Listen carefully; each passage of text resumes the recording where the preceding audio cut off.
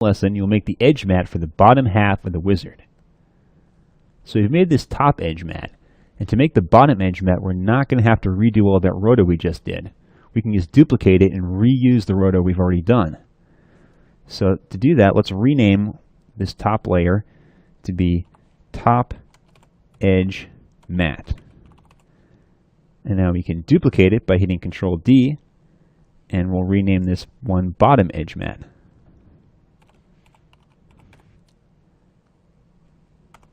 Turn off the top edge mat and hit M to show our masks, and we'll change this mask from add to subtract. And now we're just seeing the bottom half.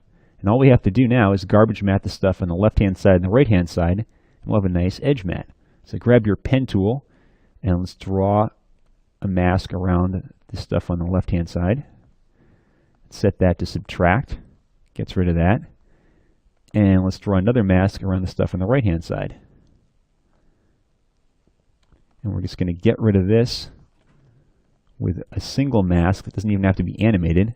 Set this one to subtract as well. And we'll just adjust this part a little bit so we don't cut off the leg any. And turn off these masks. Looks good. So now we just have to do is adjust our key light settings because they're not optimized for the bottom part of the green screen, which is lit differently than the top half. So select our bottom edge mat, hit E for effects. It'll show us our two key light effects. We're going to focus on the first version of key light. So turn off the second one. Double click on it to open the settings of it. And we're going to want to get rid of all this noise in the background. We just want a nice green edge so we can key with the second version of key light. So to get rid of that, let's change it from intermittent result to status. And it'll show us exactly what's going on with our key. We see we have a bunch of gray pixels here, semi-transparent pixels we want to get rid of. So to get rid of those, open up your screen mat, and we'll increase the clip black to get rid of those gray pixels. Now we want to make the inside of the character totally opaque and get rid of these gray pixels, replace them with white pixels. So to do that, we're going to decrease the clip white a little bit and make a nice solid character.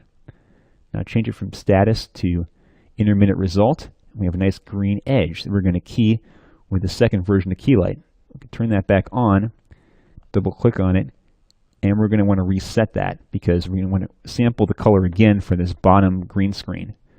So let's go to frame 33, which is a good representative frame to start keying. Zoom in a little bit. And we're going to select our screen color again. Click the little eyedropper next to screen color and select the green next to his leg. Now we're keying out just the edge. We're going to have to adjust the settings a little bit to get rid of some of this noise we're seeing in the background. So let's go to our status view again, and we're going to adjust the screen mat, increase the clip black a little bit to get rid of some of the noise in the background. So we're just getting a nice gray edge around it. And this is looking a little too transparent inside the character too for this edge. Let's reduce the clip white a bit and make it a little more solid. That looks good. So let's go to final result. And this looks probably as good as we're going to get with key light, but we're still getting a little noise here on the edge. That's because the green screen is a little noisy because it's so dark. So the best way to deal with this is using an effect called Key Cleaner. You select the bottom edge mat. That effect is under Keying, and you select Key Cleaner. Now Key Cleaner, in order to make it work with key light, you're going to have to change key light from final result to intermittent result, turning off its color correction. And now you can see what it's doing is it's cleaning up the key and making it a little bit nicer. But it's a little too soft. So let's adjust these settings. We're going to increase the alpha contrast to 69, and that firms up these edges a little bit. So you can see Key Cleaner is making it look a lot nicer. But we're losing that color correction we had before from key light.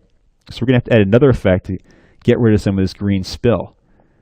A good one for that is under Effects, Keying, Advanced Spill Suppressor. And let's change this from Standard to Ultra, gives a little bit nicer result. So that's getting rid of our green spill. The only other thing we need to do with this edge key is this little bit of a dark edge here. So a good effect to get rid of that is under Effects, Matte, Simple Choker. Simple Choker will just bring in the edge a little bit, and we can hide this dark edge. So let's turn up the choke matte and Simple Choker to 1. And I think that looks pretty good for our bottom edge. Let's zoom out to Fit. And we'll turn on our top edge matte and see how these two edge mattes are working together. Now, as you can see, there's a little bit of a gap between these two edge mattes. So we're going to want to hide this by adjusting the mask settings. So toggle our mask to be visible again. And under the bottom edge matte, look at our masks. Flip down our attributes for that. We're going to want to change the expansion of this a little bit. Because it's set to subtract, we're going to want to set this to negative. So let's set this to -9. And that's going to bring out the edge of our mask and cover up the gap. Let's zoom in and see how that's looking. Looks pretty good. It's a good idea to feather it a little bit too. So let's change the mask feather to 4. And I think that'll work nicely. Okay. So now we have created a bottom edge matte.